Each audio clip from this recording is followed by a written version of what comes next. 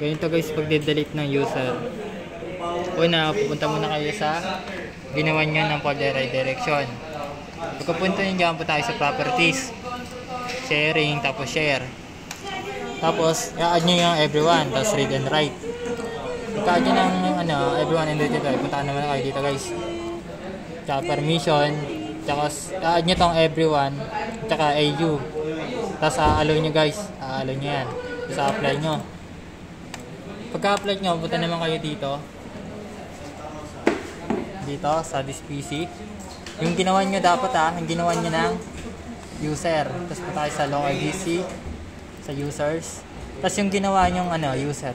Kasi bibigyan nyo ng permission yung Windows Server para makapag-edit o delete sa mga files ng inyong client. So, kuwari ito yung inyong user. Ito tayo sa ipa-properties nyo na po yan. Pagka properties nyo po, punta po kayo sa sharing, tapos i-share nyo po. Katulad lang po din ang ginawa nyo sa kabila. Kaso, ang gagawin nyo po dito, yung server po yung bibigyan nyo ng permission. So, everyone nyo po. Yan. Pagka everyone nyo po, yan, lalabas nyo, read and write. Tapos, punta na po kayo sa advanced sharing. Tapos, talagyan po kayo, administrator.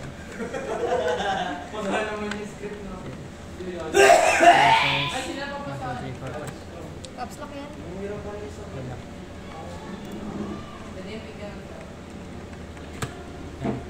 Tapos punta po kayo sa permission.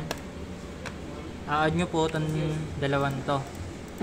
Administrator at saka yung Administrator tsaka yung user. Itong user po ito. Tapos may everyone. Basta yan na po yun. So okay nyo lang po. Okay. Tapos dito po kayo magde-delete, hindi po dito Dito po. Sa network.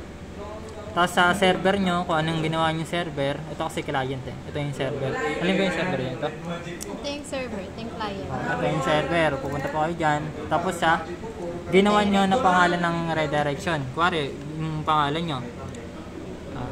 Apelyido nyo, tapos yung direction. Basta ganun, kung anong ginawa nyo. Tapos kiklik nyo na lang po yan. Tapos yung inano nyo, di ba ito yun. Dito po kayo magdi-delete.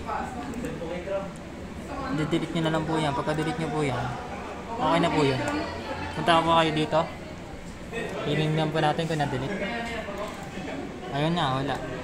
Pero ibabackup nyo rin po muna yun bago nyo i-delete. Yun lang po.